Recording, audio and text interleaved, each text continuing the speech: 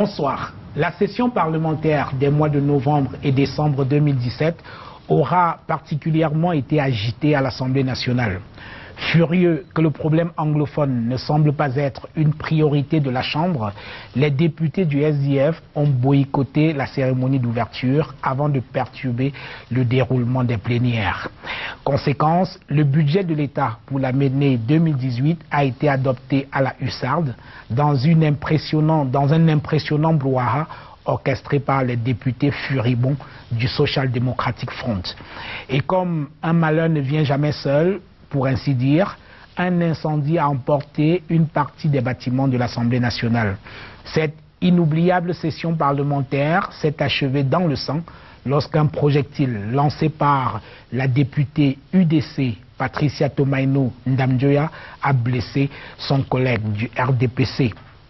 Pourquoi le Parlement réchigne-t-il tant à débattre du problème anglophone qui semble pourtant avoir pris un dangereux tournant militaire? Nous poserons la question à notre invité. Merci de rester fidèle à Canal 2 International. Merci de regarder la grande interview. Nous sommes en direct sur www.canal2international.net.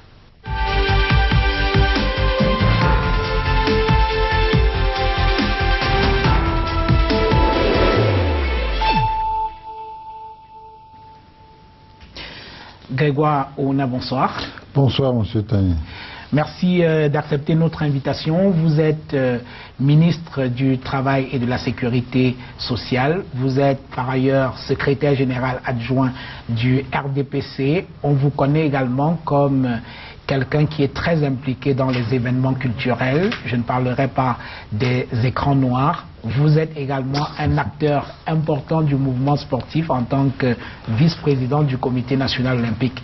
Mais de toutes ces casquettes, nous en avons retenu deux ce soir, celle de secrétaire général adjoint du RDPC et de ministre du Travail et de la Sécurité sociale. Vous nous en tenez par rigueur, j'espère. Écoutez, c'est difficile de vous en tenir rigueur, mais sentez-vous libre. Je vais essayer de répondre aux questions que vous poserez. Je vous remercie déjà de m'avoir invité et j'espère que je pourrai faire face pour que vos téléspectateurs puissent trouver réponse aux questions peut-être qu'ils se posent.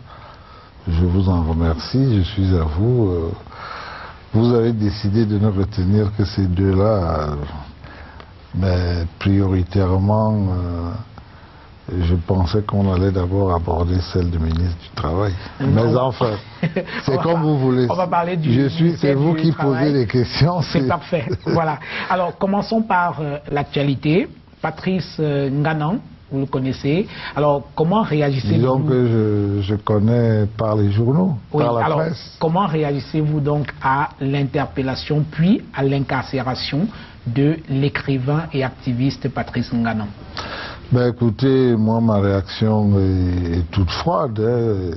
Ce que je sais, c'est qu'il a été interpellé pour des problèmes qui ne sont pas conformes à la loi. Donc ce n'est pas une actualité, j'allais dire, qui me préoccupe particulièrement. Si quelqu'un pose des actes, il faut qu'il aille en répondre, tout simplement. Alors les actes dont vous parlez, ce sont des propos qu'il a tenus sur les réseaux sociaux, notamment Facebook, et 3 chefs d'accusation ont été retenus contre lui: apologie de crime, outrage à corps constitué et menace simple. L'outrage contre le président de la République, retenu au début de cette procédure, a été retiré. Est-ce qu'on peut interpréter le retrait de ce chef d'accusation comme étant la volonté du président Biya de ne pas être mêlé à cette histoire? Écoutez, je ne sais pas si le président Biya va donner des injonctions de cette nature à la justice ou aux enquêteurs, mais je pense que ce n'est pas bon qu'il soit mêlé à ce genre d'histoire. Ça, c'est ce que moi je pense. Maintenant, ce qu'il en pense lui-même, je n'ai pas eu l'honneur d'échanger là-dessus avec lui ou avec son entourage immédiat. Je crois que Vous avez vu dans d'autres pays qu'on prétend plus démocratiques que le nôtre, qui sont des vieilles démocraties même. Quand on tient certains propos sur un chef d'État, on est quand même interpellé avant de voir quoi que ce soit. En général, on est interpellé. Et là, c'était quand même des menaces de mort, les propos dont vous parlez sur Facebook. Alors, est-ce qu'il n'y a pas quand même, Grégoire Ouna, une sorte d'embrouillamini de la part du ministère public, parce qu'on a tout entendu dès le début de cette procédure pour finalement ne retenir que les 3 infractions qui ont été évoquées. Il n'y a pas un excès de zèle quelque part? Non, je ne voudrais pas dire ça, je ne voudrais pas faire de commentaires ni faire un jugement de valeur, mais on n'est pas à la fin. Ça peut encore évoluer. Quand on voit ce qui s'est passé, moi j'ai tendance à dire que ça peut encore évoluer. On peut lui trouver d'autres choses, les enquêtes peuvent conduire à autre chose, les jugements au tribunal peuvent conduire à d'autres choses. Mais... Vous parliez de grande démocratie tout à l'heure, mais j'étais un écrivain en prison pour des opinions qu'il aurait tenues, même si tout le monde juge qu'il a été excessif dans son propos. Mais vous mais le dites vous-même. Très courant dans les grandes démocraties dont vous parliez tout à l'heure. Hein. Vous dites vous-même qu'il a été excessif. Oui. C'est d'abord, c'est pas des opinions qu'il a consignées dans un livre. On va dire que c'est une opinion noyée dans un livre. Non, mais il a émis une opinion précise.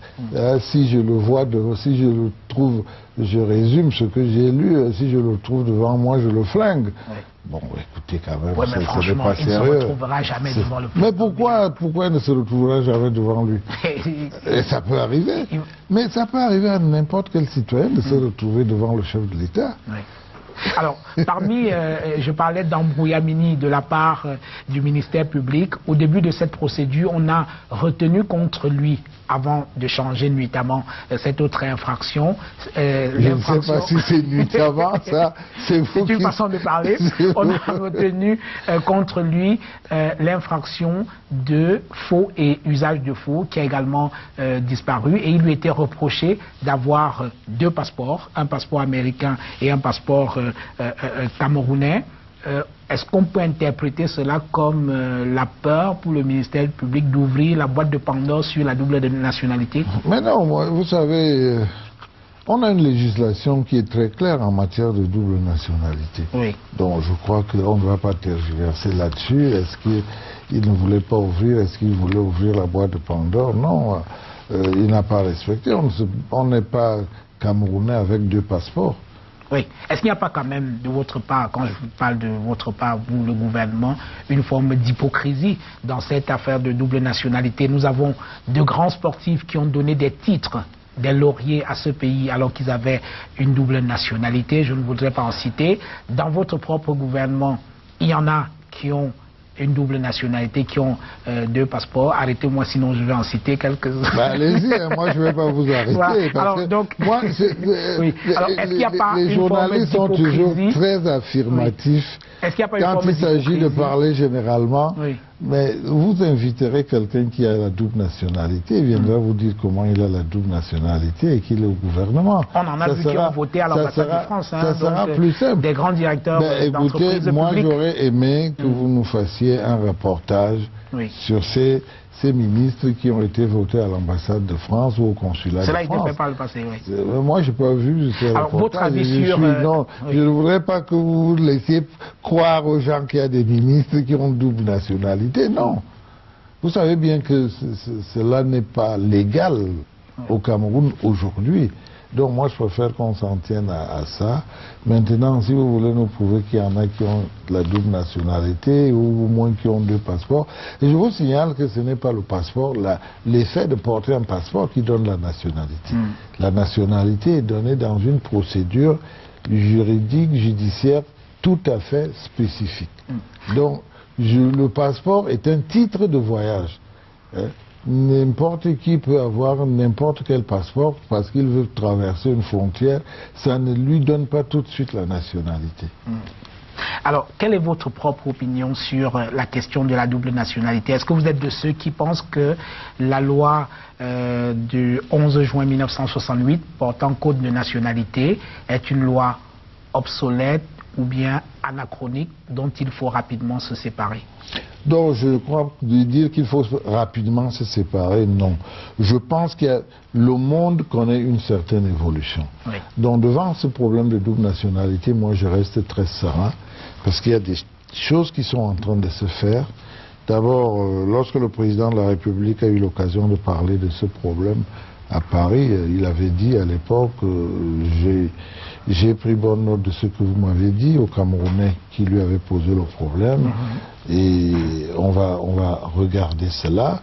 Donc le problème est étudié, le problème est bien regardé. Donc moi j'ai espoir que l'évolution du monde est un monde sans frontières. Oui. Ouais. Je dis ça comme ça, bien que ce ne soit pas tout à fait possible, mais c'est un monde sans frontières qui fera qu'on acceptera des doubles, des triples, des quadruples nationalités sans problème. Mais à quel moment ça va venir, ça ne peut pas faire être rapidement, comme vous venez de le dire. Mais moi, je pense que c'est quelque chose qui se fera. Il y a quand même des précautions, il faut voir toutes les implications que cela peut entraîner dans la situation de notre pays. Donc je ne suis pas spécialement pessimiste. Je ne suis pas spécialement pressé non plus. Je sais que c'est quelque chose... Ça date quand même de 68. Hein. D'accord, ça date de 68. Qu'est-ce que c'est que 68 par rapport au Cameroun? C'est très peu de temps. Très très peu de temps pour un pays. Et la situation des Camerounais connaît des développements importants par rapport à tous ces Camerounais qui vont à l'étranger, par rapport à ceux qui s'établissent à l'étranger, par rapport à tous ces mouvements de fonds qui feront de l'étranger vers le Cameroun, par rapport à ce que deviendront leurs enfants. Il y a beaucoup d'implications au plan social, au plan politique, au plan même psychologique, qui font que c'est un problème important, c'est un problème qui préoccupe des Camerounais. Mais je ne suis pas de ceux qui pensent qu'il faut se dépêcher, il faut le faire tout de suite. On n'en voit pas du tout. Moi, je n'en vois pas du tout l'urgence. Sortons par là où on a commencé dans cette première partie de l'émission avec Patrice Nganan. Il y a une pétition aujourd'hui qui a déjà récolté près de 7000 signatures qui demandent sa libération immédiate. Est-ce que vous seriez prêt à signer cette pétition pour demander la libération de l'écrivain activiste? Non, je n'ai pas de raison objective de demander sa libération ou de demander qu'on le garde.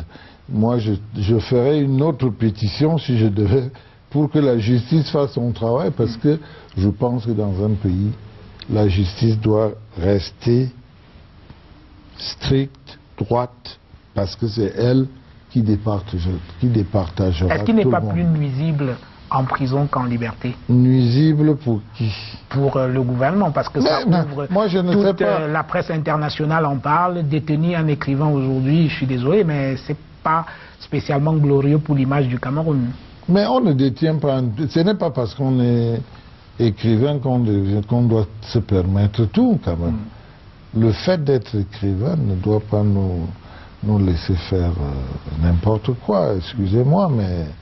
Moi, je n'aurais pas réclamé qu'on le garde ou qu'on le libère, mais j'ai dit, ce n'est pas parce qu'il est écrivain. Il y a d'autres écrivains, non? Il y a même des écrivains que vous connaissez aussi qui ont écrit des choses très dures sur lui. Hein. Achille Mbembe, vous le connaissez, vous avez lu ce qu'il a écrit? Bon, depuis là, il est cloué un peu au pilori. Hein. Vous avez lu la dernière sortie, celle de Odile Topner, la veuve de Mongo Betty et d'autres personnes également. Donc, c'est un débat d'idées qui peut être intéressant, tant mieux. Donc, ça permet aux uns aux autres de sortir du bois, de s'exprimer. Mais je ne signerai pas cette pétition. Très bien, merci Grégoire. On a juste le temps de prendre une petite pause et nous revenons pour la deuxième partie de cette émission.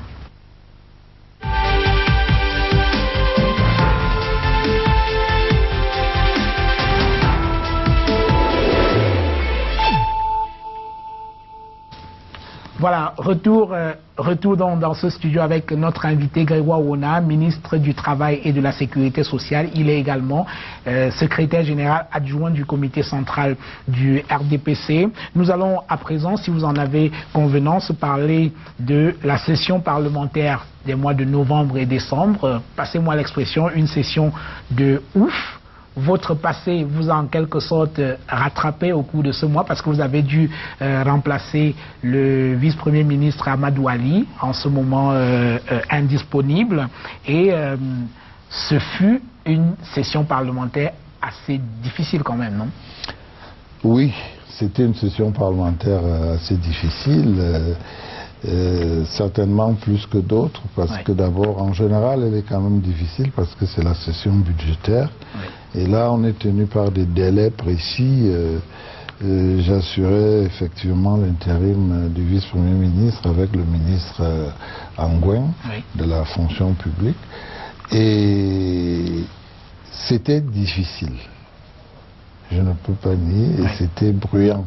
Votre entrée au gouvernement, c'était comme ministre délégué à président de la République chargé des relations avec les assemblées. Oui, oui. Alors, c'était en 1997, si je ne m'abuse. Oui. Alors, pendant votre règne dans ce ministère, ou alors pendant votre passage dans ce ministère. Oui, pendant votre passage dans ce ministère, est-ce que vous avez vécu des sessions aussi houleuses que celle-ci? Disons que j'ai vécu des sessions très difficiles. Oui. Plus difficile que celle-ci, mais moins bruyante. Oui. Moins bruyante. Parce que là, on a vécu des sessions où les députés bloquaient le micro. Mais là, ils ont sorti des sifflets, des vouvoulezas, des... Non, c'était très bruyant, c'était bruyant. Comment vous êtes senti? Comment vous interprétez? Quel est votre sentiment par rapport à ces manifestations multiples, notamment des députés du SDF? Ben, disons que j'ai regardé ça avec un brin de déception parce que j'ai vu devant moi des députés qui avaient la possibilité d'exprimer les points de vue qu'ils voulaient exprimer et qui ne l'ont pas fait. Parce qu'ils n'ont pas voulu respecter les procédures.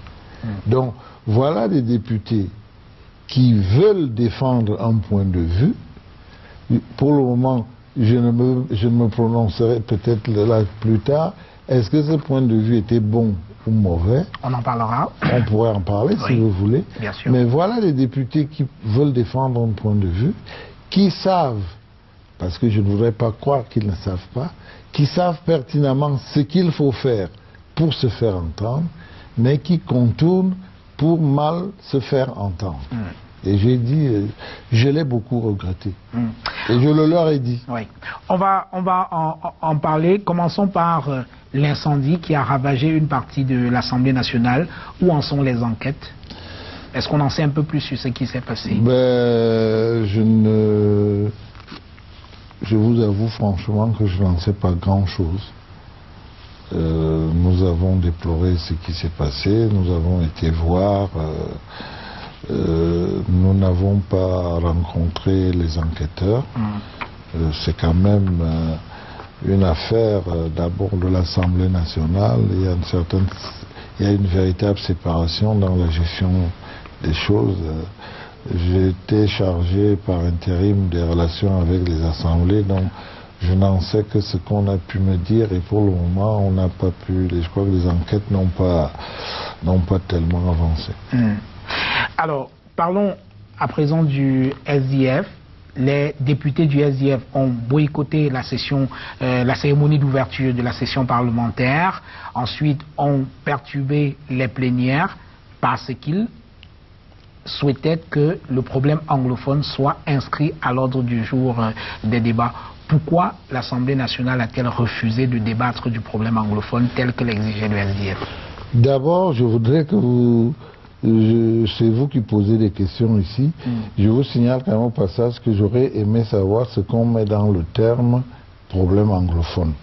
Je repartirai certainement d'ici sans en savoir quelque chose, mais seulement il y a une procédure, et si vraiment les députés du SDF voulaient qu'on les entende, ils devaient utiliser cette procédure pour inscrire le point à l'ordre du jour, ou alors, s'ils ne l'inscrivaient pas à l'ordre du jour, ils avaient des canaux, parce que lorsque vous inscrivez un point à l'ordre du jour, il passe à la conférence de présidents, ensuite il est envoyé en commission, la commission compétente étudie le problème et le rapport atterrit en plénière, et s'il y a vote, le vote est fait, s'il n'y a pas vote, les conclusions sont tirées, parce que la commission des pétitions peut élaborer des pétitions qui peuvent être votées ou pas. Donc, il y avait cette procédure-là. Il y avait la procédure des questions écrites. Ils auraient pu introduire une question écrite, elle atterrissait et le gouvernement répondait. Vous avez vu souvent le Premier ministre... Attendez, vous avez vu souvent le Premier ministre interpellé à l'Assemblée nationale sous la forme des questions orales. C'était une troisième formule, il pouvait poser la question orale au Premier ministre. Il voulait un débat.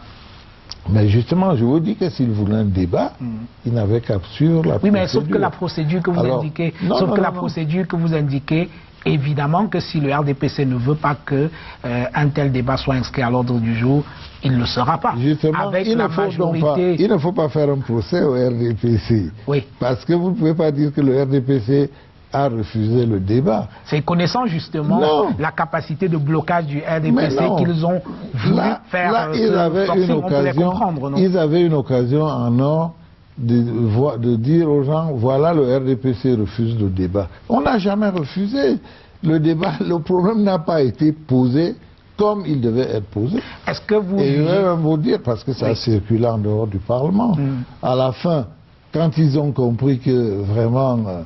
il faut quand même faire avancer les choses au Sénat. Ils ont introduit à la conférence des présidents cette question anglophone.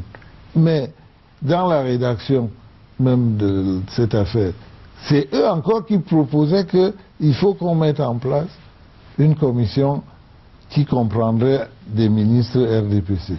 Qu'est-ce que les ministres viennent chercher dans une commission parlementaire? Alors le président du Sénat a demandé qu'ils aillent reformuler leur affaire. Est-ce que la demande du SDF, vous la jugez quand même légitime? Mais je n'ai pas à la juger légitime ou pas. Un député représente la nation.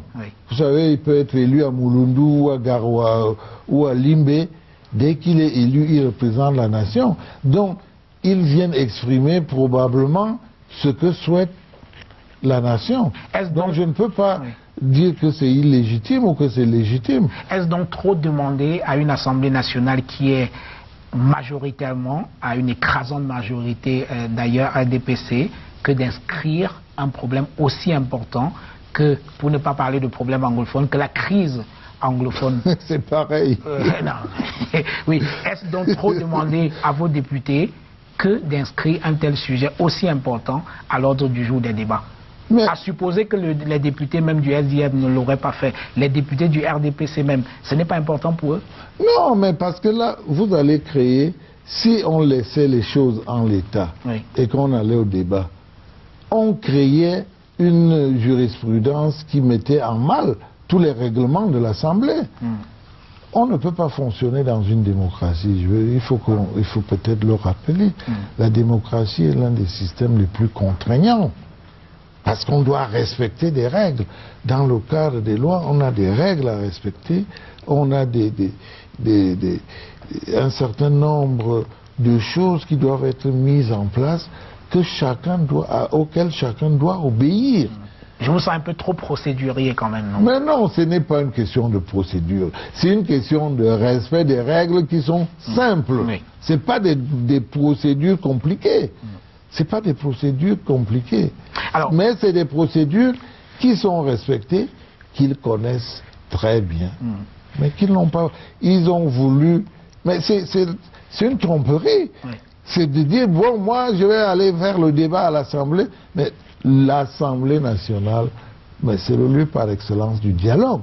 Ben oui, justement. Vous le savez bien. Le dialogue, justement, c'est un terme... C'est le lieu par excellence du dialogue et du débat. Alors, le dialogue, c'est justement un terme qu'on a beaucoup entendu, surtout dans la bouche des membres du gouvernement, qui appellent au dialogue pour la résolution. Vous ne l'avez pas entendu du SDF aussi? La crise anglophone, mais surtout de vous d'ailleurs. Mais comment peut-on prétendre vouloir le dialogue et ne pas accepter qu'un tel problème soit débattu à l'Assemblée nationale? Si on ne parle pas de ce problème au Parlement, Grégoire Ona, mais on n'a jamais refusé qu'il soit débattu. On n'a jamais refusé qu'il soit débattu. On n'en a pas parlé, ça fait 1 an que ça dure. Mais ils n'ont fait que parler de ça dans les réunions. Il n'y a pas que le SDF pour en parler. Ils n'ont fait que parler de ça. Oui, le RDPC aurait lui-même pu inscrire ce débat à l'ordre du jour. Alors faites-nous ce procès. Si vous voulez que le RDPC n'a pas inscrit ça au débat, oui, là je peux vous dire, je peux vous l'accorder, mais ne nous faites pas d'autres procès. Oui. Est-ce qu'en interne à l'intérieur... Nous ne l'avons pas inscrit au débat, oui, parce que je ne sais pas si vous avez une forme spécifique du dialogue, hein, oui, mais nous sommes un pays qui a des institutions qui fonctionnent, qui existent, qui sont en place, qui marchent. Vous avez un Sénat qui fonctionne. C'est un lieu de dialogue et de débat. Vous avez une Assemblée nationale, vous avez des conseils municipaux, vous avez même des nouvelles institutions qui ont été mises en place, comme celle présidée par le Premier ministre Moussongue. Vous avez des tas d'institutions, vous avez des tas de forums où les Camerounais peuvent échanger. Vous avez eu des missions qui sont allées sur le terrain, dialoguer, échanger, débattre avec... Ce n'était pas des dialogues, c'était quoi? Des missions où on va discuter avec des gens sans avoir de véritables solutions. D'abord, le choix des interlocuteurs. Alors, dites-moi, parmi les décisions que le président de la République a prises, oui, après toutes les revendications qui ont été faites, quelle décision ne répond pas à un besoin qui a été exprimé? Je vous repose la question. Quel est l'acte de dialogue sérieux ou d'apaisement qui a été posé par le gouvernement jusqu'à présent? Mais tous les actes que le président a posés répondaient à des problèmes qui avaient été posés par des Camerounais. Lesquels? Vous êtes sérieux? Alors oui, je parle de dialogue jusqu'à présent. Mais oui. Vous allez me parler de la création de la commission pour le... Non, je ne vais pas vous parler de la création. Mais là, ce n'est pas le dialogue. Il y a eu certes quelques réponses aux revendications qui ont été posées. Mais pour dialoguer, il faut... Mais on parle de dialogue, de débat autour d'une table. Pour dialoguer, je m'excuse de vous poser la question, mais je suis un peu obligé. Mais pour dialoguer, qu'est-ce qu'il faut? Il faut des interlocuteurs. Alors? Oui. Où sont-ils? Avec qui avez-vous Ils sont là. Jusqu'à présent? Ils sont là, les interlocuteurs.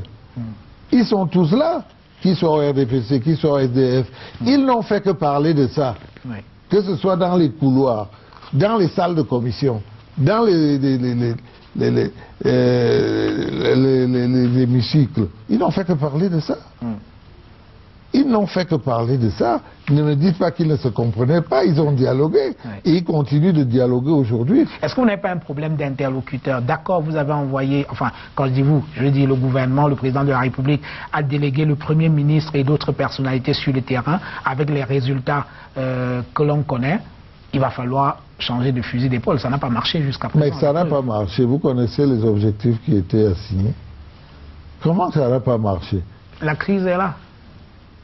Et mais non, écoutez, il ne faut pas tout mélanger. Oui. Il y a eu des revendications corporatives. Il y a eu des réponses appropriées. Mais seulement, il y avait un agenda caché. Tout le monde voit maintenant qu'il y avait un agenda caché. Il y avait un agenda caché. Ou alors, il n'y avait pas un agenda caché, mais certaines personnes qui vous font dire aujourd'hui que la crise est toujours là, certaines personnes donc ont voulu profiter de cela pour sortir cet agenda qui s'appelle la sécession. Ils veulent une partition du pays. C'est de ça qu'il s'agit. Or, nous avons eu un héritage. Les Camerounais qui sont aux affaires aujourd'hui ont reçu un héritage d'un Cameroun uni qu'ils doivent préserver. Le président de la République, il est garant de l'intégrité du territoire camerounais. Oui. il doit préserver cela. Mais quand on donne les arguments, personne n'est sorti du bois pour nous expliquer pourquoi la sécession est indispensable jusqu'à présent. On entre maintenant au maquis. Parce qu'il faut appeler les choses par leur nom. Ce qui se passe aujourd'hui, c'est le maquis. Les gens viennent attaquer des commissariats, ils vont la nuit, ils vont dans les brousses, dans les villages, agresser des citoyens. C'est le maquis. Or, c'est une expérience très, très douloureuse. Oui. Le Cameroun a connu le maquis, vous savez. Oui. Aujourd'hui, dans certains endroits, particulièrement dans le littoral ou dans le Mungo, on a eu des villages ravagés. Oui. Il y a des gens qui, jusqu'à aujourd'hui, sont allés à Douala et ne sont plus jamais rentrés dans leur village. Parce que pendant 20 ans, il y avait le maquis.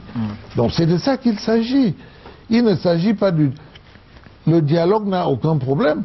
Les députés du SDF, comme ceux du RDPC, n'ont fait que parler de cela. Les gens ont des frustrations. Oui. On ne peut pas les nier. Mais nous devons élaborer notre vivre ensemble pour que ceux qui aujourd'hui sont frustrés ne le soient plus. Surtout quand ils ont des raisons effectives d'être frustrés. À la sécession revendiquée par certains, le SDF et d'autres partis politiques ont répondu par la nécessité de faire du fédéralisme, et votre gouvernement leur a rétorqué que la forme de l'État n'était pas négociable. Est-ce que c'est un discours qui est acceptable quand on prétend vouloir le dialogue? Non, la forme de l'État n'est pas négociable en termes de sécession. Oui, mais en termes de sécession, dans les formes d'État, il n'y a pas que la sécession, il y a le fédéralisme, il y a... Non. Vous savez que ce n'est pas aujourd'hui que le SDF revendique le fédéralisme. Oui. Il n'y a jamais eu ce qu'il y a eu. Oui. Ça fait depuis toujours, j'allais dire, le SDF a toujours revendiqué le fédéralisme. Pourquoi devez-vous dire ex cathedra qu'il n'y a pas de débat sur la forme de l'État, alors que justement ça peut être l'un des points du dialogue? Quitte pour vous s'il vous plaît, quitte pour vous à convaincre vos interlocuteurs qu'ils font fausse route en voulant la sécession. Mais il faut bien qu'on en parle. Mais déclarer comme ça que c'est non négociable, ça peut paraître frustrant, non? Mais ils n'ont qu'à déclarer que c'est négociable et nous donner les raisons. Mais à quel moment va se passer le débat? Oui. C'est ceux qui sont autorisés à débattre qui disent ces points de vue-là. Hein? C'est de la même façon que je vous dis aujourd'hui que la sécession, c'est la forme de l'État pour laquelle nous disons c'est non négociable. Il n'est pas question de faire des partitions de notre pays. Alors, maintenant, les formes, nous avons choisi constitutionnellement la décentralisation. Et nous souhaitons, en particulier, si je reprends ma casquette purement de partisan, dont du RDPC, nous souhaitons au RDPC que l'accélération de la décentralisation se fasse. Très bien. Alors, vous avez tout à l'heure repris presque mot pour mot le propos du chef de l'État tenu le 30 novembre dernier à l'aéroport lorsqu'il revenait de Côte d'Ivoire, au 5e sommet Union africaine-Union européenne. Et il le disait dans une circonstance grave, 6 gendarmes et militaires avaient été assassinés. Je voudrais le citer. Toutes les dispositions sont prises pour mettre hors d'état de nuire ces criminels et faire en sorte que la paix et la sécurité soient sauvegardées sur toute l'étendue du territoire national. Est-ce qu'on peut, Grégoire Ouna, considérer aujourd'hui que pour vous, je veux dire le gouvernement, c'est l'option militaire qui mettra fin à la crise anglophone? Alors, je vais vous dire, vous savez qu'au départ, je vous ai dit que je ne sais pas ce que vous mettez dans la crise anglophone. Oui. Mais le premier rôle, le rôle numéro 1 d'un chef d'État, c'est de s'occuper de la sécurité de son pays. J'entends bien. Eh oui. Donc, l'armée sert à cela. Les forces de l'ordre, dans tout leur ensemble, servent à cela. Donc, lorsque le président dit ce qu'il a dit, je pense que ça n'appelle même pas à discussion. Ce n'est pas pour résoudre la crise anglophone. Je ne sais pas ce que vous mettez là-dedans, mais les solutions aux problèmes qui ont été posés par nos frères ont été trouvées et sont aussi en cours d'élaboration pour d'autres. Oui. Mais en ce qui concerne la violence et la sécession qui est revendiquée, le chef d'État ne peut faire que ce qu'il est en train de faire, prendre des dispositions pour mettre en sécurité et les Camerounais et leurs biens et le Cameroun dans son ensemble. Alors cette sortie du président de la République, vous en doutez bien, a gêné quelques personnes parce que depuis le début de cette crise, ça fait déjà un peu plus d'1 an, de nombreux Camerounais ont été tués et on a atteint un pic le 1er octobre dernier où de nombreux Camerounais ont été assassinés et jamais le président de la République n'a pipé mou. Est-ce que vous comprenez ceux qui pensent qu'il y a une espèce de 2 poids 2 mesures de la part du chef de l'État où on s'indigne lorsque des Camerounais en treillis sont tués, mais on reste silencieux lorsque ce sont des Camerounais ordinaires? Est-ce que vous comprenez cette critique-là? J'allais dire que je ne vois pas bien pourquoi vous pouvez parler de 2 mesures. Les Camerounais ont été tués, nombreux, le 1er octobre, et avant cela, le chef de l'État jamais n'a fait de sortie. Il n'est sorti que lorsqu'on a tué des gendarmes. Si, il est sorti effectivement lorsqu'on a tué des gendarmes, oui, qui sont un symbole fort de l'État. Est-ce que vous comprenez ça? Est-ce que vous comprenez que les gens estiment que c'est un 2 poids 2 mesures? C'est-à-dire que les vies ne se valent pas? Vous savez, moi je selon ne qu'on pas... est en treillis? Non. Moi je pense que les gens n'ont pas raison. Les vies ne se valent pas. Ça, c'est pas ça. C'est pas du tout ça. Je ne sais pas ce qui se passe dans la tête du chef de l'État, mais je pense que ce n'est pas... Il ne peut pas penser que les vies ne se valent pas.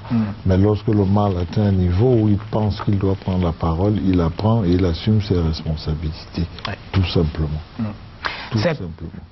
Certains Camerounais estiment que le président Biya, s'il se rendait à Bamenda ou à Buea, poserait là un acte fort d'apaisement et une incontestable main tendue. Qu'est-ce que vous en pensez? Ben écoutez, moi je ne pense pas que le président, vous savez, il peut aller à Bamenda ou à Buea, il y est souvent allé. Mais dans les circonstances actuelles? Dans les circonstances actuelles, c'est vrai que sa seule présence au Cameroun, où que ce soit, je me rappelle encore, à Douala, il y a eu des problèmes quand il a dit « me voici à Douala ».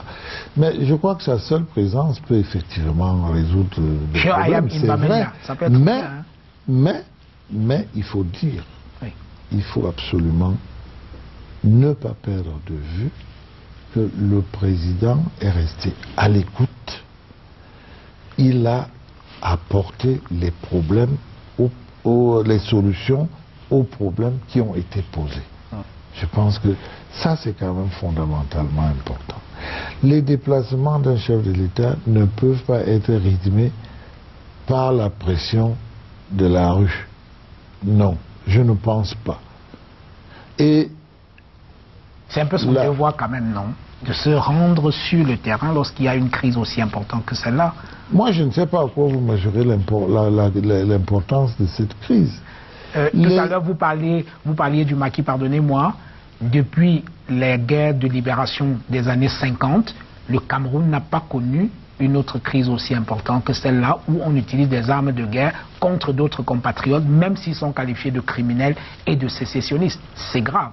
Oui, mais ce n'est pas... Cela demande pour un chef d'État qui descende sur le terrain pour prendre le pouls lui-même. Il ne faut pas qu'on tombe dans nos habitudes footballistiques où nous avons 20 millions d'entraîneurs camerounais. Je crois que le chef de l'État, il se présente là aujourd'hui comme un chef de guerre. Et les stratégies ne peuvent pas être les mêmes en toutes circonstances. Et il gère ce qui se passe dans le pays actuellement. Donc, les stratégies ne vont pas être dévoilées au grand jour, et ce n'est pas en allant à Bamenda que est-ce que cela est suffisant pour arrêter le maquis? Je n'en sais rien.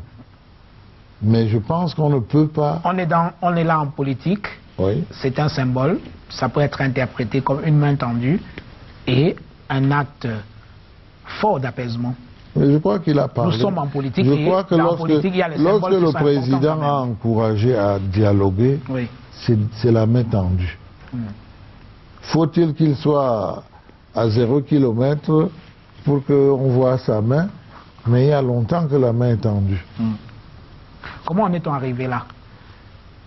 Un an après?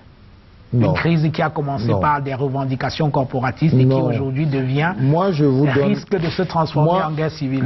Comment en est-on arrivé là? Moi, je vous donne mon analyse. Oui.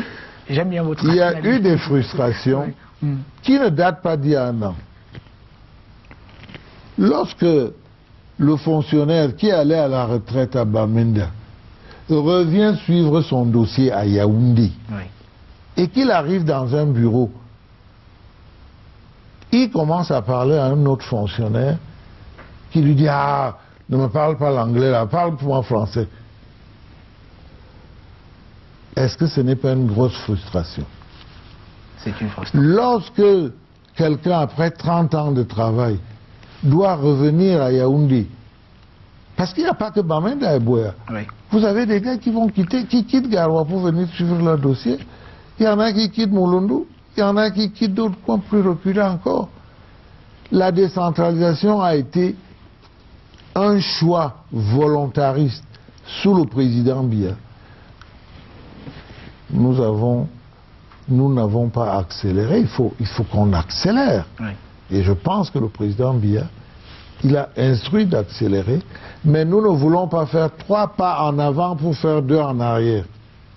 Il faut que les choses se mettent en place de façon solide. Donc il y a eu des frustrations depuis longtemps. Je peux vous en citer des tas de frustrations que les Camerounais ont eues.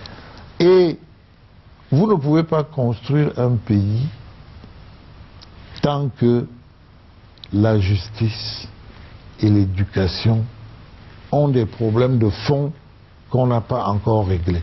Moi, je suis membre du gouvernement. Je sais qu'il y a des problèmes de fond entre nos deux cultures. Il y a eu des réunions qui se sont tenues. Il y a eu des réflexions qui ont été écrites. Il y a eu des réflexions qui ont été publiées. Ces problèmes, nous devons les résoudre.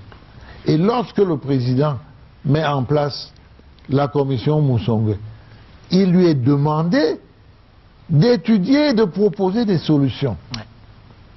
Mais c'est tout ça que moi j'englobe sous l'appellation frustration.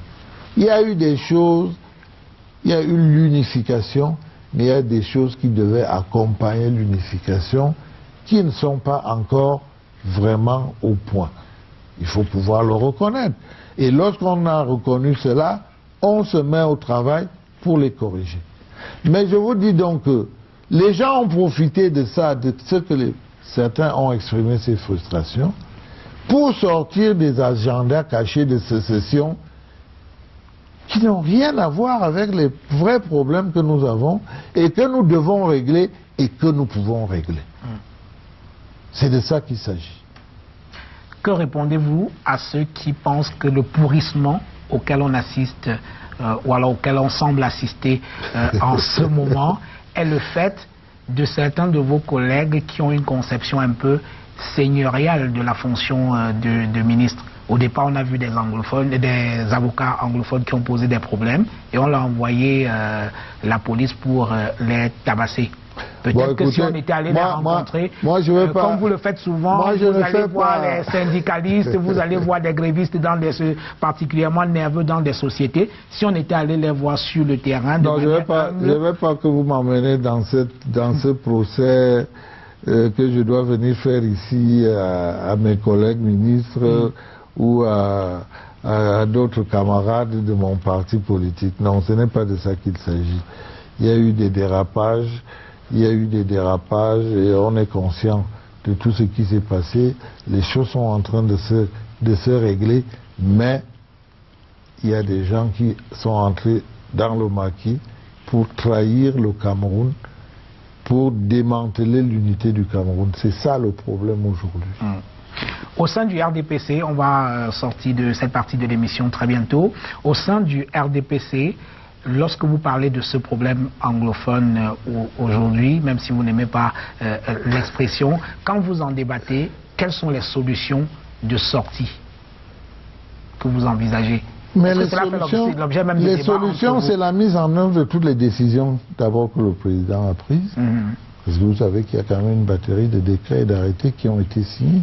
La mise en œuvre de tout ça, les recrutements qui devaient être faits, les départements qu'on devait monter, par exemple, à l'ENAM aussi, il faut que tout ça se mette en œuvre et que les gens se mettent au travail. Oui. Il n'y a pas de miracle. Le miracle, c'est quand Jésus-Christ est arrivé ou quand Mohamed, c'est eux qui ont fait des miracles. Nous, quand vous voulez la lumière, il faut d'abord aller construire le barrage, ensuite transporter l'électricité, ensuite installer dans votre maison, ensuite. Il faut qu'on se mette au travail. Il faut que les Camerounais sachent que nous ne sortirons de tout ça que par la volonté de notre travail. D'abord la volonté d'en sortir et par notre travail. Il n'y a pas de miracle. Donc, lorsque les problèmes sont clarifiés, et pour moi dans ma tête c'est clair, il y avait de vrais problèmes auxquels le président Biya a apporté de vraies solutions. Il a mis encore en place des structures pour que la réflexion se poursuive. Maintenant, ceux qui veulent la sécession du Cameroun, mais il faudrait qu'ils aillent prendre la présidence de la République pour proposer aux Camerounais la sécession. Mais oui, ça veut dire quoi? En 2018, ils vont aux élections, ils proposent, il y a un débat d'idées. Si les Camerounais veulent la sécession, ils vont voter pour la sécession. Mais ils ne peuvent pas entrer au maquis, et celui qui est là, dans aucun pays du monde, on ne laissera. Aucun pays du monde n'a laissé faire le maquis. Aucun. Dernière question pour sortir. Parmi les revendications de certains anglophones, il y a également la représentativité au niveau de la hiérarchie dans le protocole de l'État. Le président de la République où est-ce que vous avez lu ça? Francophone. Moi, je n'ai pas lu ça dans les revendications. Moi, je l'ai lu. Faites-moi confiance. Moi, le président de la République est francophone. Le président du Sénat, deuxième personnalité, francophone. Le président de l'Assemblée nationale, francophone. Celui du Conseil économique et social, francophone. Cour suprême et tout ça là. La première personnalité, c'est anglophone, c'est le Premier ministre. Ils estiment qu'ils doivent être un peu plus représentés. Est-ce que c'est une revendication qui vous parle? D'abord, je voudrais vous dire que si nous nous étions tous mis à regarder dans la même direction, on ne parlerait plus de francophones ni d'anglophones. On parlerait de Camerounais, tout simplement. Donc, ce qui me parle, c'est qu'on décide d'aller vers un Cameroun bilingue et multiculturaliste. C'est ça qui me parle, moi. Si on m'avait dit, en 1961, pour accéder à des fonctions importantes, à la fonction publique, il faut être bilingue. Je pense que beaucoup de Camerounais seraient bilingues. Et je suis convaincu qu'aujourd'hui, si on dit dans 5 ans, on veut une fonction publique bilingue, on ne veut plus qu'un francophone arrive, il veut parler l'anglais, on lui dit, ah, parle-moi c'est à vous de le faire, hein. Mais bien sûr. Oui, très bien. Mais nous n'avons pas peur de remettre en cause ce qui n'a pas marché. Non, on n'a pas échoué, mais ça n'a pas marché comme ceux qui avaient mis en place avaient pensé. Parce que quand ils ont décidé de faire du pays uni, bilingue, certainement qu'ils voyaient ça. Mais ça n'a pas suivi. Bon, maintenant que les choses sont remises à plat, il faut qu'on reparte d'un bon pied. Mais pour cela, il faut la bonne foi et la bonne volonté. Et vous savez que quand la politique s'en mêle, la mauvaise foi prend le dessus. Parole d'un homme politique. Je vous propose de prendre une petite pause avec ce reportage qui a été réalisé dans les rues de Yaoundé. C'est un petit cliché sur l'état de la cité, de la capitale du Cameroun. Voici un reportage signé Arnaud Ngefag et Samuel Louis.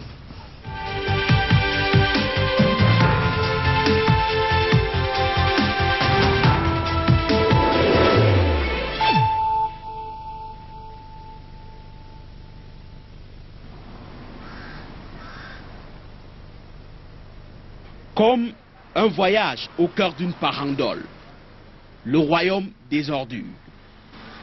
Ici règnent les mouches, identité puante d'une route principale au quartier Mendon-Kansik dans la ville de Yaoundé. La saison abondante des ordures fait son temps. Les bacs un peu partout dans la capitale sont engloutis et attendent en vain des videurs. Riverains et usagers obligés de vivre un quotidien de chien et de merde. Même de passage, dans le taxi ou sur la moto, la dose est vite reçue. Bon, vous voyez, dans un quartier comme le quartier Mendon, à l'entrée du lycée de Mendon, le lycée, il y a peut-être 100 enfants pour passer ici, pour aller à l'école. Il y a la poubelle partout, et qu'il lance la poubelle ici, les enfants passent là. Tu vois, tout enfant, en allant au lycée, il est lavé les mains posées sur les narines, parce que ça étouffe, ça sent mauvais, ça sent mauvais. Beaucoup d'enfants passent ici. Quand il y a le lycée sortent là, tu vois, tout le monde a les narines bouchées. C'est pas vraiment très praticable pour les enfants. L'air devient de plus en plus pollué. Vous voyez, ça vient déjà à travers même la chaussée. C'est plus facile même pour les véhicules de circuler.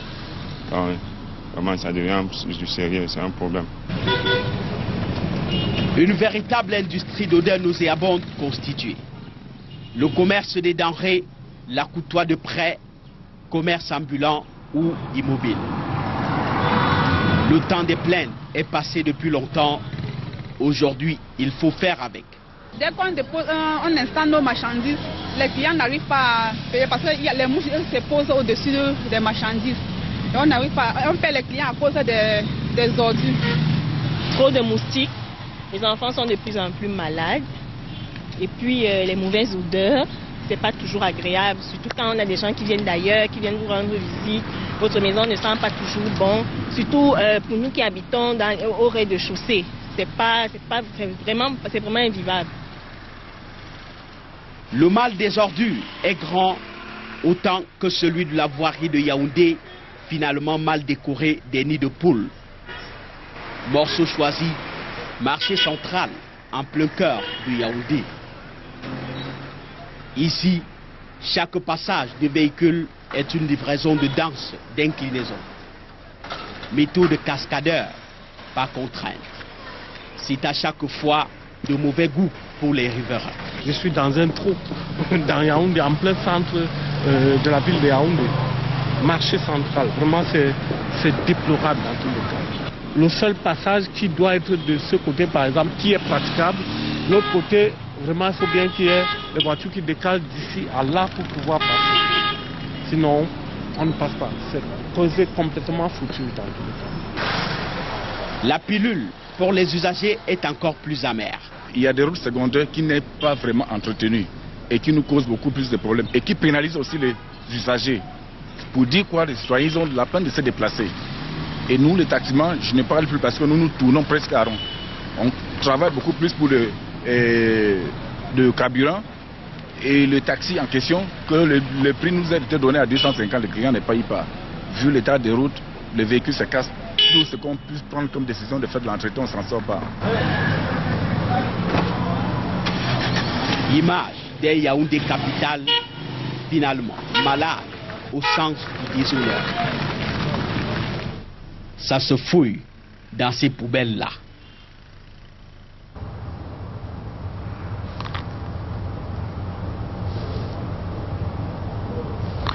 Voilà, des images pas très réluisantes de la capitale du Cameroun. Alors, quel commentaire vous inspire ce reportage dans les rues de la capitale du Cameroun? Je rappelle que les images ont été tournées hier.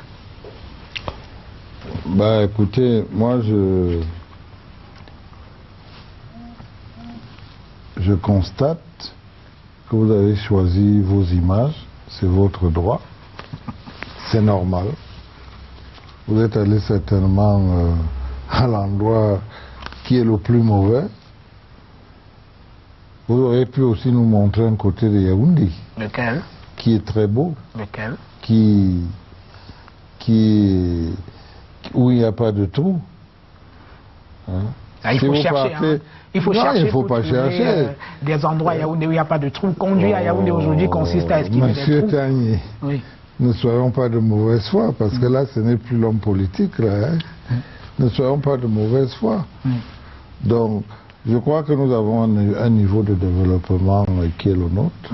Le gouvernement fait la politique des moyens disponibles, c'est-à-dire du niveau de richesse du Cameroun. Il y a un problème d'ordure ménagère aujourd'hui à Yaoundé. Les autorités ont pris à bras le corps le problème. Je crois que c'est une question de jour, le problème sera réglé dans certains quartiers. Quand vous avez choisi d'aller dans cela, je vous laisse aller dans cela et peut-être que nous pourrions nous donner rendez-vous dans quelques semaines. Très bien, on vous prendra au mot. Et il serait souhaitable que vous nous montriez ces mêmes endroits quand ces problèmes conjoncturels et financiers seront réglés avec les ramasseurs des ordures. Il n'y a pas que les ordures, hein, il y a également les routes. Oui, mais il ne faut pas espérer que toutes les routes du Cameroun seront goudronnées en un jour. Au moins la capitale quand même. Non? Mais la vitrine. Vous avez vu le marché central? Écoutez, moi je vais vous dire, vous allez aujourd'hui à Paris, il y a des routes qui ont des trous. À Paris, vous allez à New York, il y a des routes qui ont des trous. La proportion est certainement différente par rapport à nous. Pas au centre-ville quand même. Donc, vous voyez, moi quand j'arrive à Paris, tous les jours il y a des chantiers partout. Parce qu'il y a des choses à réparer, à construire, à entretenir. Donc vous ne pouvez pas me dire que nous n'avons pas le monopole des trous sur les routes. C'est normal qu'après un certain temps, une route puisse se détériorer. On peut discuter sur la proportion, parce que nous avons un niveau de richesse qui est le nôtre, et nous faisons avec la richesse qui est la nôtre. Je rappelle que tous les maires de Yaoundé sont de votre parti, le RDPC, y compris le délégué du gouvernement. Est-ce que de temps en temps, vous les rassemblez pour leur demander de bosser quand même un peu? On n'a pas besoin de les rassembler pour leur demander de bosser, parce qu'ils travaillent.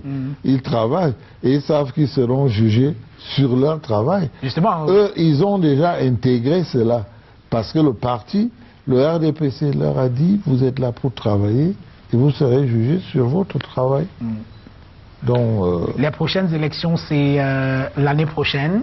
Quel est le discours que vous allez tenir aux habitants de Yaoundé? Par exemple, je vous fais grâce des images de Bafoussam, de Bamenda et d'autres villes. La voirie municipale, la voirie urbaine n'est pas toujours très bonne. Quel est le discours que vous allez tenir aux électeurs l'année prochaine pour leur redemander leur voix? Mais ne soyez pas pressés d'entrer en campagne électorale. Nous, on n'est pas encore en campagne électorale, mais nous y travaillons. À l'heure où je vous parle, le vice-premier ministre Nkwete, qui est secrétaire général du parti, est en tournée dans certaines villes de l'Ouest. Il était il y a 2 semaines à Ezeka. Et nous, on travaille. Et quand les élections viendront, nous entrerons en campagne électorale. Nous n'avons pas besoin de commencer la campagne avant la campagne. Et les autres nous reprochent peut-être de travailler en permanence, mais nous travaillons en permanence parce que les militants, comme tous les Camerounais, même ceux qui ne sont pas de notre parti, attendent de nous beaucoup de choses. Nous avons la responsabilité des affaires aujourd'hui. Et nous l'assumons. L'année prochaine, ce sera, il y a de nombreuses consultations électorales, dont la présidentielle. Le président de la République, Paul Biya, aujourd'hui a 35 ans de pouvoir. C'est l'un des plus anciens de la planète, on vous le rappelle très souvent. Est-ce que le RDPC, là je pose la question au secrétaire général adjoint du comité central du parti, est-ce que le RDPC est disposé à réinvestir Paul Biya pour un nouveau bail l'année prochaine? D'abord, le RDPC est un parti qui sait qu'une élection présidentielle peut avoir lieu à tout moment. Les textes du RDPC sont faits de telle sorte que nous savons toujours qui est notre candidat. Et c'est Paul Biya qui est notre candidat pour l'année prochaine. Maintenant, la politique, comme vous le savez, comme le savent tous les Camerounais, est d'abord un engagement personnel que l'on prend, soi-même, pour être au service de son pays, pour être au service des autres Camerounais. Le moment venu... En clair, vous attendez que le président se prononce? Non, nous n'attendons pas.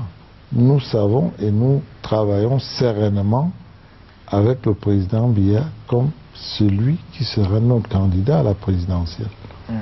Mais maintenant, je peux vous dire, et s'il décide de ne pas se présenter, c'est un homme, il peut changer d'avis, il peut dire qu'il ne se présente pas. Ça peut arriver. C'est une possibilité à laquelle vous pensez c'est une possibilité qui peut arriver, mais aujourd'hui, à l'heure où je vous parle, on sait que c'est lui notre candidat et nous travaillons avec cette hypothèse forte qu'il est notre candidat. Alors, le problème n'est pas de savoir s'il a fait 35 ans ou 40 ans ou 50 ans ou 10 ans de pouvoir. Le problème, c'est de savoir qu'est-ce qu'il a fait du pouvoir que les Camerounais lui ont confié. Ou alors on peut poser la question autrement. Que va-t-il faire qu'il n'ait pu faire en 35 ans? Oui, vous pouvez poser cette question comme ça. Je vous la pose. Donc, vous allez la poser dès qu'on entre en campagne électorale. Ça me permettra de bien recaler les choses. Mais il y a beaucoup de choses qui restent à faire. Un pays ne se construit pas en 50 ans ou en 100 ans. Un pays, c'est une construction permanente. Les habitants du Cameroun ont des aspirations qui changent, ont des rêves qui évoluent. Et le président Biya, à l'heure où je vous parle, est à l'écoute. Il a pris des engagements il y a 6 ans. Il est en train de respecter ses engagements. Le moment venu, il dira aux Camerounais, voici ce que j'ai fait, voici ce que je vous avais promis que je n'ai pas pu faire pour telle ou telle raison, et voilà ce que je vais faire les 7 prochaines années si vous me renouvelez votre confiance. C'est comme ça que ça va se passer, et c'est comme ça que ça doit se passer. Alors en attendant, il y a quelques candidatures qui sont déjà déclarées. Il y a celle d'Akere Mouna qui a fait du bruit dans le Landerneau. On a d'autres candidatures, celle de Espoir Matomba du PURS. On a Lucky Gouet, candidat, Olivier Billet, le père du foyisme, Gaga Amanadi, un vieux de la vieille, c'est un habitué de la présidentielle, et le plus jeune, Cabral Libi, qui n'a pas tout à fait déclaré sa candidature, mais on voit les signaux. Alors, que pensez-vous de toutes ces candidatures? Alors, comment voulez-vous que j'émette des jugements de valeur sur des gens qui n'ont même pas déclaré leur candidature? Ah non, ils ont déclaré, là. Vous me dites vous-même a déclaré, que Cabral... Espoir Matomba, Cabral, il donne des signaux. Ils donnent des signaux. Mais je ne veux pas porter du jugement de valeur sur ces candidats. Et qu'ils se déclarent autant qu'ils sont. Nous allons confronter les idées le moment venu.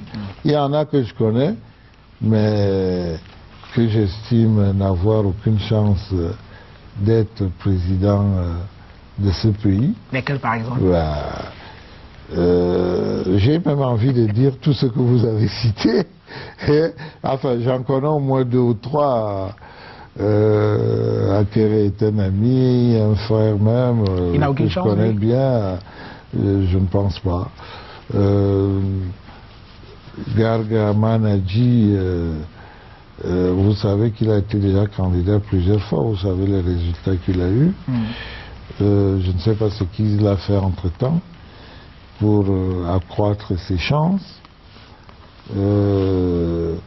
Les autres, je ne sais pas. Bon, Cabral, on l'appelle au Macron camerounais, tant mieux pour lui. Il est très populaire, surtout dans les milieux de jeunes qui constituent quand même un vivier électoral important. Non, mais c'est pour ça attention, que tremblez.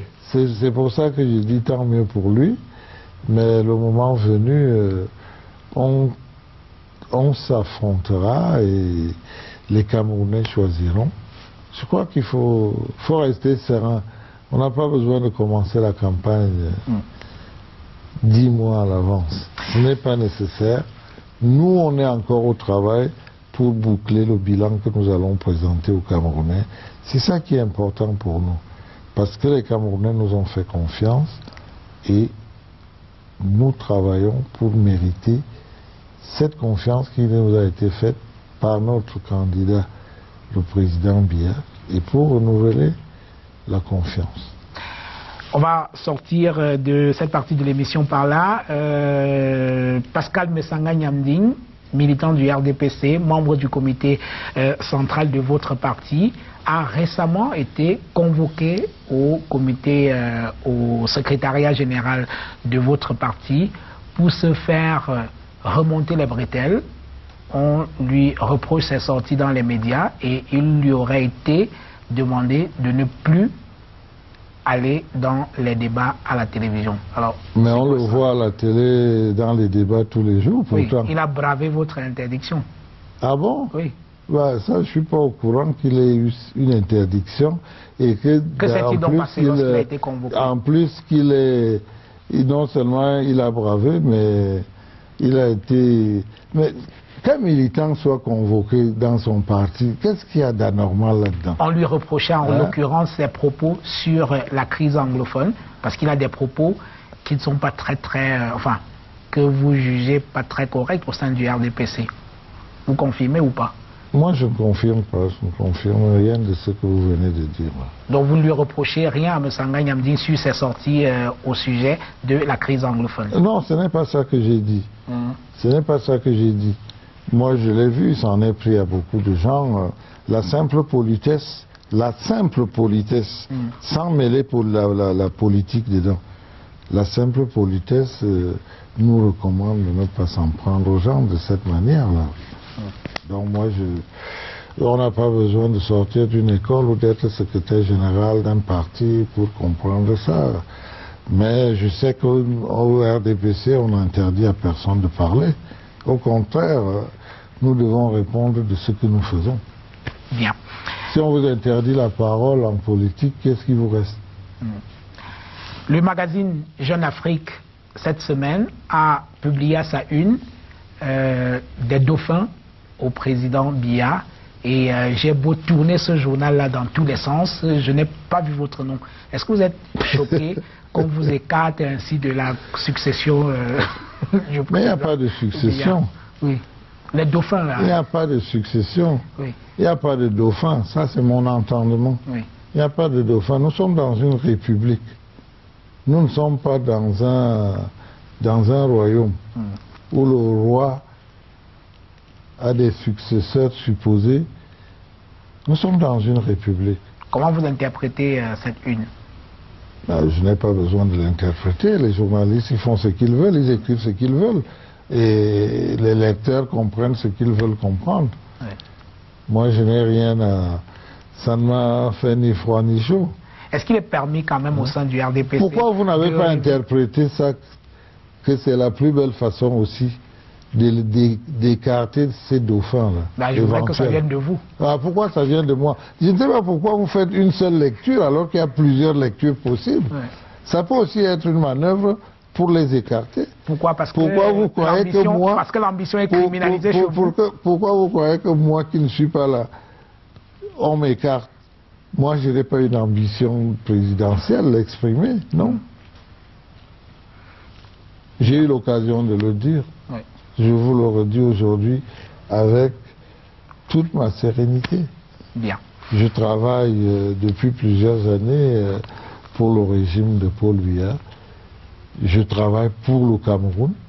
Je suis prêt encore à travailler autant que mes forces le permettront pour le Cameroun. Et sous la conduite de cette politique du président que j'ai volontairement acceptée. Personne ne m'a entraîné de force au RDPC. J'aurais pu militer dans un autre parti. Voilà, on en reste là. Je vous propose de regarder. Nous sommes allés rencontrer quelqu'un que vous connaissez très bien et qui a accepté de parler de vous, de donner quelques traits de votre personnalité. C'est une petite surprise. C'est l'invité inattendu et après ce sera la partie consacrée au ministère du Travail et de la Sécurité sociale. L'invité inattendu.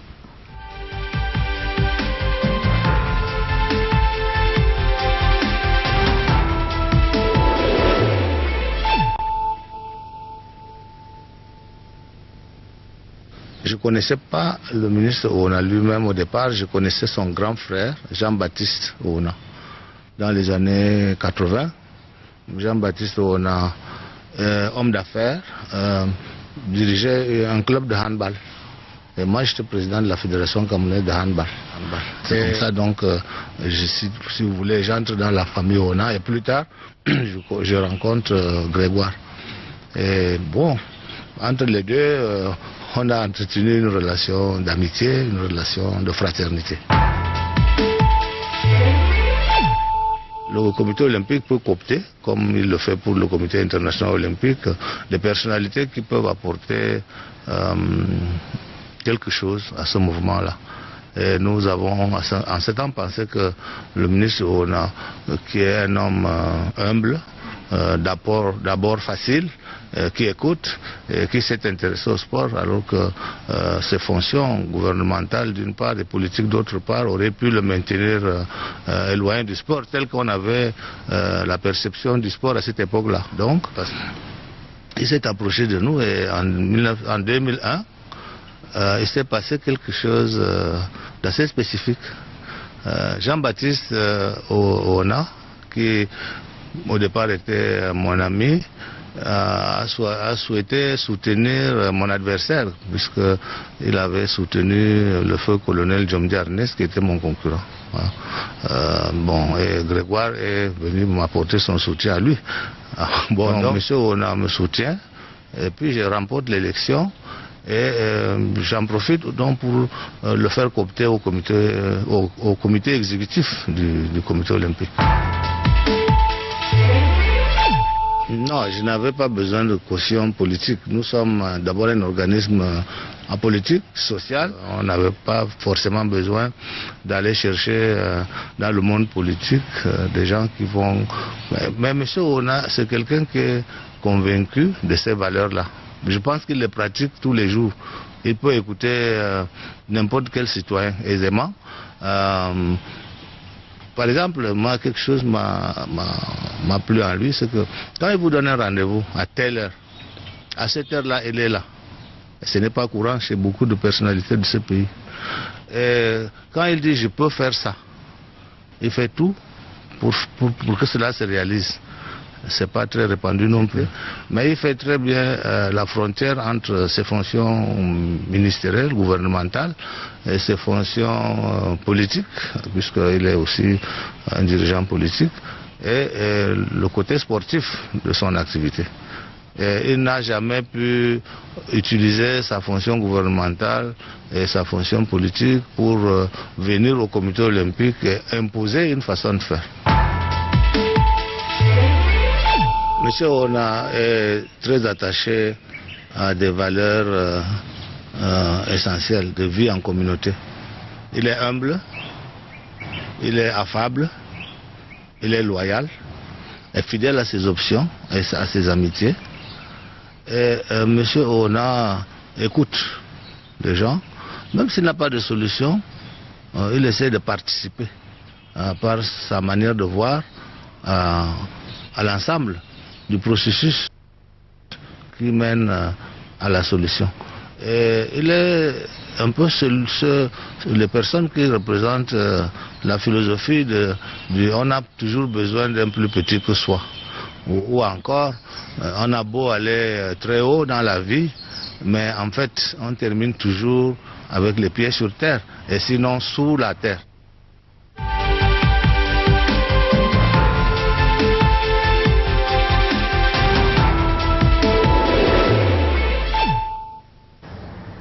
Voilà, c'était donc Ahmad Kalkaba Malboum, l'invité inattendu de cette émission, président du Comité national olympique et sportif du Cameroun. Vous êtes son vice-président. Un mot? Je ne savais pas ce qu'il pensait vraiment de moi, je l'apprends là. Ouais. Je ne peux pas en dire plus. Oui, il vaut mieux pas. Je ne me regarde pas, donc c'est les autres qui voient. Très bien, alors on va parler de votre ministère, le ministère du Travail et de la Sécurité sociale. Le directeur général du Bureau international du travail a séjourné au Cameroun du 7 au 10 décembre dernier, et cela quelques mois après que le Cameroun a été de nouveau admis au conseil d'administration du BIT. Alors qu'est-ce que cela représente pour le Cameroun? D'abord, c'est un honneur que le directeur général du BIT ait été invité par notre chef d'État. Pour nous, c'est une marque de confiance, puisqu'il a accepté l'invitation de venir au Cameroun. Et la circonstance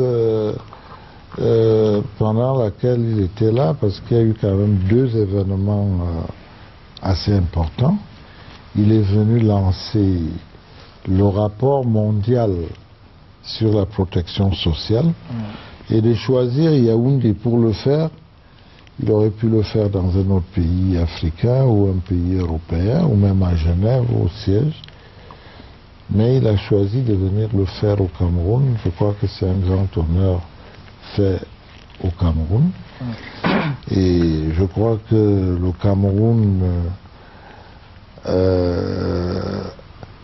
est assez distingué au sein du BIT par toutes les conventions que le Cameroun a signées et par le travail qui se fait.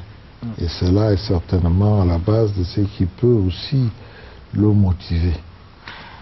Dans la phraséologie de votre ministère, on parle beaucoup de travail décent. On ne sait pas très bien ce que ça veut dire. Prenons le mototaxi, en quelque sorte légitimé par le président de la République dans son discours à la jeunesse le 10 février 2013, lorsqu'il qualifiait le mototaxi, le Benskin, de profession. Est-ce que c'est un travail décent, faire la moto? D'abord, le travail décent est un concept fédérateur du Bureau international du travail. Ouais.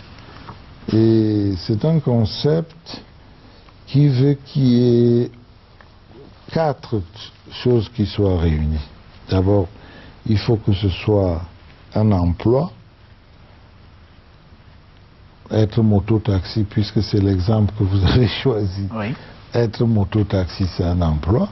Le gars, il va le matin à 8 heures, il passe sa journée à transporter des gens et il se fait payer. Il gagne sa pitance. Mais c'est aussi un emploi dans lequel les droits au travail doivent être respectés. Oui. C'est aussi un emploi où le dialogue doit être possible et où la protection sociale est possible. Voilà les 4 points. Oui. Et donc, si je dois répondre à votre question, je dirais oui. Décent. Décent. Ils apprécieront. Non, parce que je vais vous expliciter. Oui. ils me diront qu'ils n'ont pas de protection sociale. Voilà. Le président Biya, il y a 2 ans, a fait signer par le Premier ministre un décret sur l'assurance volontaire. Aujourd'hui, vous connaissez vos revenus. Un moto-taxi connaît ses revenus. Il sait que je gagne 1000 francs par jour ou je gagne 2000 francs par jour. Il va à la CNPS, on lui ouvre un dossier, il dit je peux cotiser tant par mois. On lui fait un contrat qui lui garantit sa retraite, qui lui garantit l'accident de travail, qui lui garantit un certain nombre de choses que couvre la sécurité sociale. Donc, je crois qu'il faut que les gens sachent que ça existe. Oui. C'est ça qui fait problème. Parfois, ils ne savent pas que ça existe. Oui. Alors, nous sommes dans un pays où l'accès au travail est difficile. Comme dans tous les pays du monde. Voilà, je vous passe les statistiques un peu biscornues sur le chômage ou alors le taux de sous-emploi qui est très controversé. Mais malgré cette précarité de l'emploi au Cameroun, on voit que votre gouvernement ne fait pas assez d'efforts pour en protéger. Tenez, la société Vodafone qui a récemment fermé sans que le gouvernement ne fasse quelque chose pour sauver les emplois. Est-ce que ce n'est pas paradoxal, vouloir des emplois et en même temps ne rien faire pour essayer de protéger ceux qui essayent d'être créés? Bon, moi je souhaite que vous ne soyez pas très affirmatif. Oui. Parce que je suis sûr que vous ne connaissez pas très bien ce dossier. Je constate simplement que l'entreprise a été fermée. Voilà. Oui. Vous constatez que l'entreprise a été fermée. Oui. Nous vivons dans un état de droit. C'est ça qui va nous guider. Et je vous ai parlé de la justice tout à l'heure. On n'est pas allé très en profondeur sur le problème de la justice et de l'éducation du Cameroun par rapport à nos 2 cultures francophones et anglophones. Mais je reviens un peu sur le problème de Vodafone, dont je n'irai pas dans les détails. Et si vous voulez les détails, ils peuvent vous être fournis. Vous pouvez faire un très bon reportage là-dessus. Oui. Voilà une société X qui arrive, qui demande des agréments, qui obtient même, et qui est revendue à une société Y alors qu'elle n'a pas le droit de revendre ses agréments. Ça commence par là. Oui.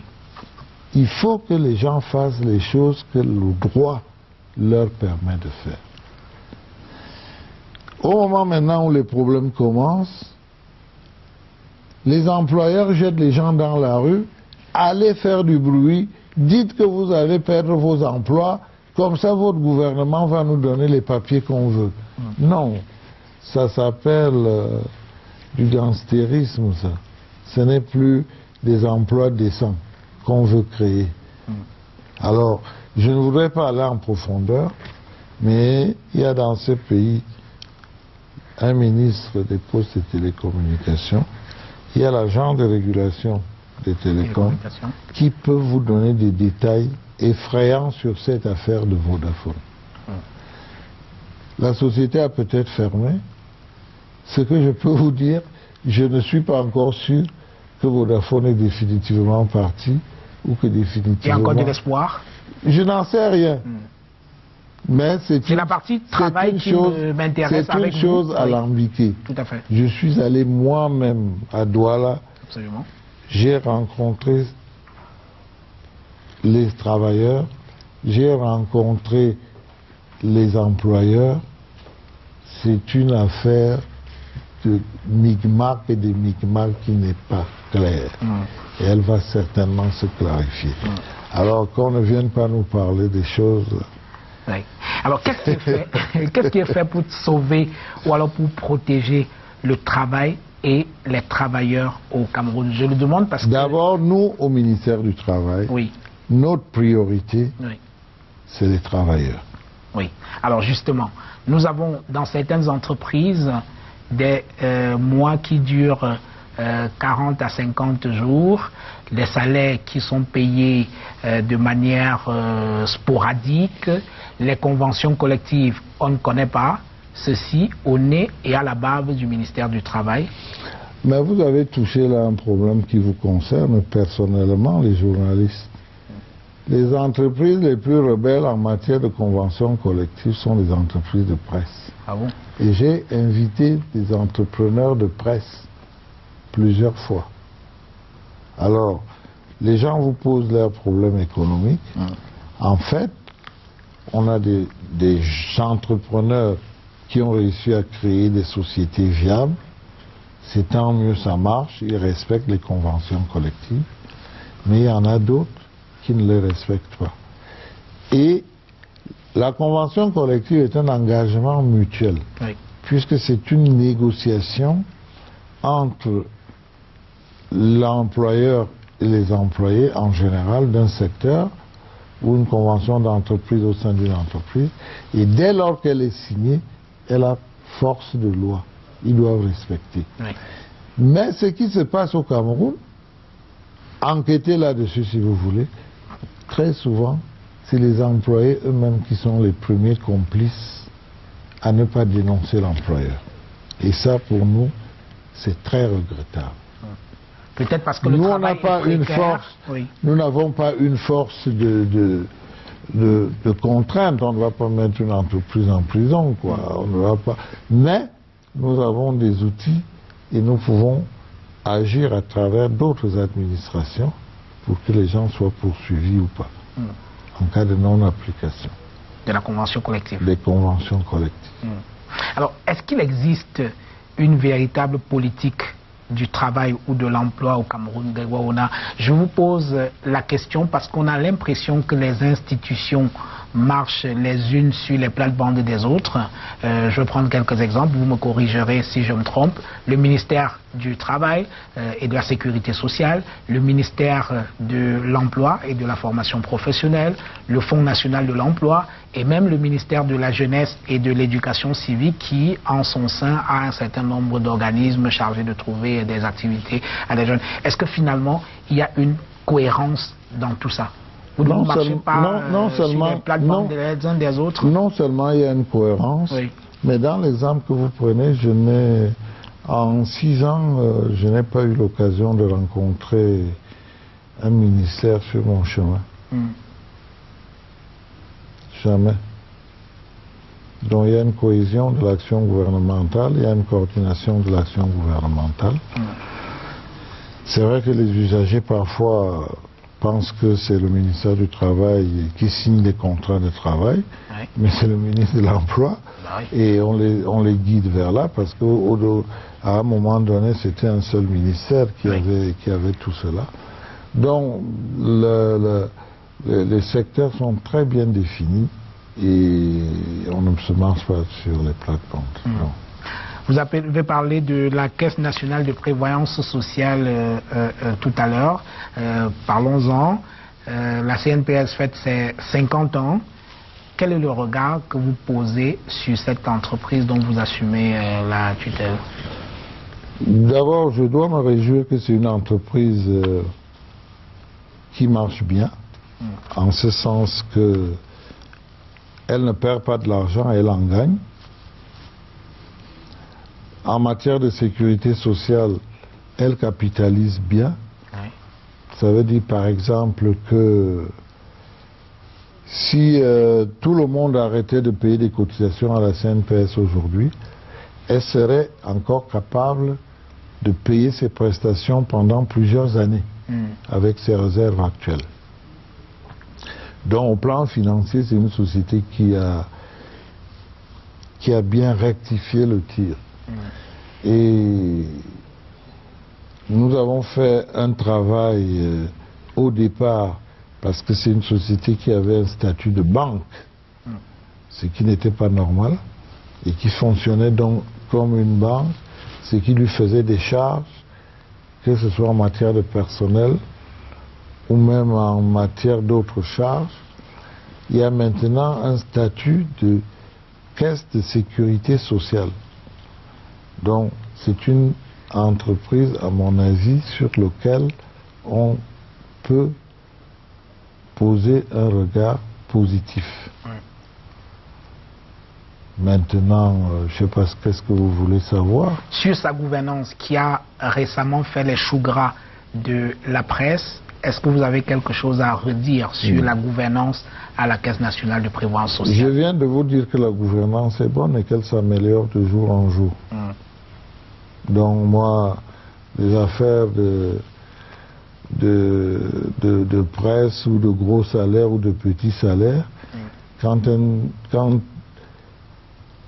une entreprise produit de l'argent, il vaut mieux que ceux qui gèrent l'entreprise soient dans des conditions qui leur permettent de bien travailler, tout simplement.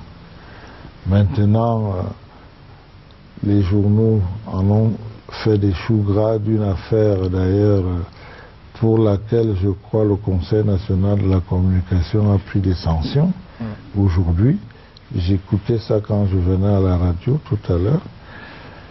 Je vous dis tout simplement que la CNPS se porte bien.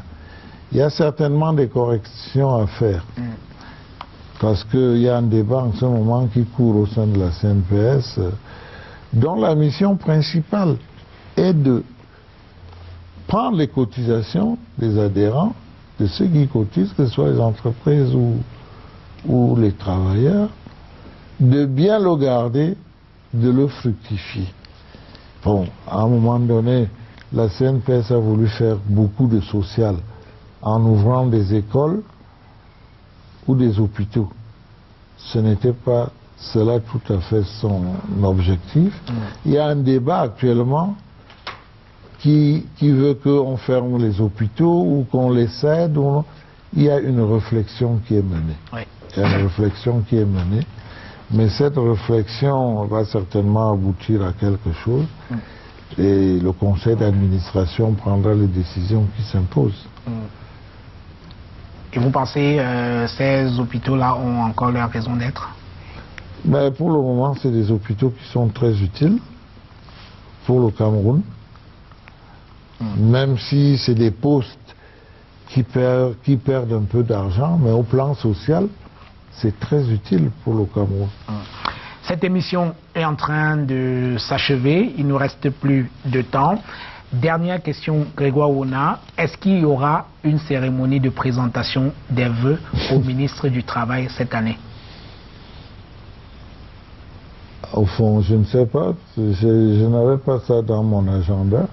Vous êtes la deuxième personne à me poser cette question aujourd'hui. Mais oui, parce que vous Les syndicalistes m'ont posé cette question ce matin à la réunion du comité de concertation et de suivi du dialogue social que nous avons tenu ce matin. Et ce n'est pas tellement dans notre programme ni dans notre budget. Donc il n'y aura pas... Vous coupez là une cérémonie que beaucoup prévoient dans leur calendrier annuel. C'est une grande occasion de beuverie et tout ça. Oui, mais il faut savoir quels sont les objectifs que nous nous fixons. Donc pour vous, c'est sans objet? Ben, écoutez, la petite histoire veut quand même qu'il y a 6 ans, quand j'arrive au ministère, la cérémonie de remise de présentation de vœux, c'est un devis de 50 millions qui nous était présenté. Ah oui, 50 millions. Je crois qu'il y a des choses intéressantes qu'on peut faire avec cet argent. Ben, très bien.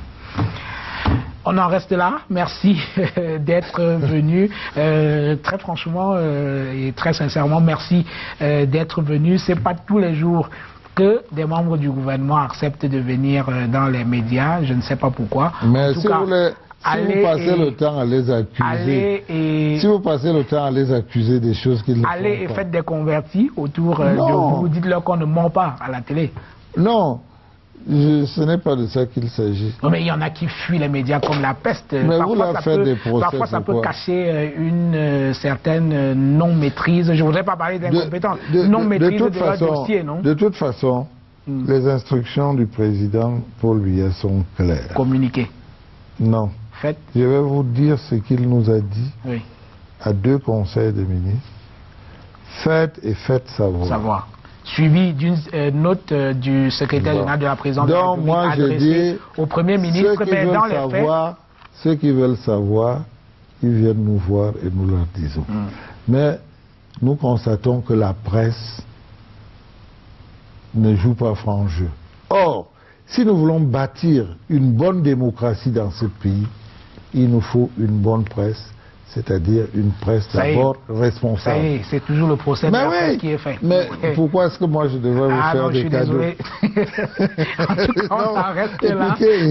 Je vous dis, la presse doit se montrer responsable vis-à-vis de ses gouvernants. La presse n'est pas un monolithe au Cameroun. Il y a une presse qui fait son travail, il y en a une autre... bon. Enfin, c'est vous qui le dites. On va faire le procès de la presse. Juste le temps, vous qui connaissez très bien cette émission, de présenter quelques ouvrages qui nous ont permis de préparer cette émission et dont je vous conseille la lecture si vous voulez poursuivre la réflexion. D'abord, ce premier ouvrage, il est de Eric Essono Tchimi, Le principe de double nationalité au Cameroun. Nous avons parlé de la double nationalité tout à l'heure. Il a fait une analyse de la question de la double nationalité sur Eric Essono Tchimi. C'est un jeune enseignant camerounais. Il est enseignant aux États-Unis et il est également auteur de quelques ouvrages. Un roman assez intéressant, Migrant Diaries, et puis un autre, Le métier d'aimer. Donc c'est un auteur assez intéressant. D'abord, il y a le Parlement camerounais, textes fondamentaux, c'est bien, il faut savoir les règles applicables dans le Parlement. Alors, nous avons parlé de Patrice Nganan, et Patrice Nganan, c'est un fervent admirateur de Mongo Betty. Il en imite presque le style. Vous savez que Mongo Betty, c'était quelqu'un... Moi aussi, je suis un admirateur de Mongo Betty. Je suis même en train de lire un livre de Mongo Betty en ce moment. Ah, d'accord. Bah, mais écoutez, ça ne veut pas dire que je suis d'accord avec lui. Celui-ci, c'est un pamphlet particulièrement sévère envers votre champion. Mongo Betty, lettre ouverte aux Camerounais, ou La deuxième mort de Ruben Oumniové. C'est un pamphlet assez cinglant.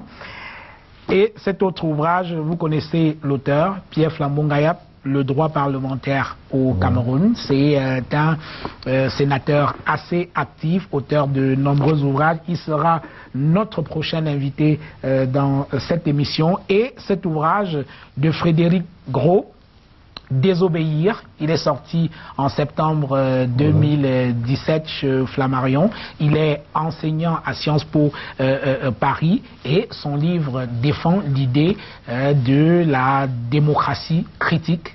Il pense qu'il faut désobéir. La désobéissance s'impose lorsque on est dans des conditions d'injustice sociale, de pauvreté. Est-ce que vous pensez que cela peut s'appliquer au Cameroun? Bon, ce n'est pas un livre pour s'appliquer, c'est un concept, c'est un peu un anarchiste dans ce livre, justement. Oui, justement, il suggère la dissidence lorsqu'il y a... C'est un anarchiste. Très bien. Alors, merci d'être venu. Traditionnellement, nous remettons ce petit souvenir à ceux qui acceptent de venir dans cette émission. Je vous remets le vôtre avec plaisir. Ben, je le prends avec plaisir et moi, je n'ai pas de cadeau à vous remettre, mais je vais vous donner un résumé du rapport mondial sur la protection sociale que M. Guy Raeder a lancé au Cameroun. Ça, c'est le condensé du rapport qui pourra vous montrer un peu comment se présente la protection sociale dans le monde entier. Et vous verrez quand même que même si le Cameroun n'est pas très avancé, le Cameroun est sur la bonne voie et la politique que le président Biya est en train de mettre en place en matière de sécurité sociale, vous verrez finalement que c'est la bonne. Je lirai ce rapport et nous en reparlerons si vous en avez convenance. Mesdames, Messieurs, c'était la grande interview. Bonsoir. Bonsoir.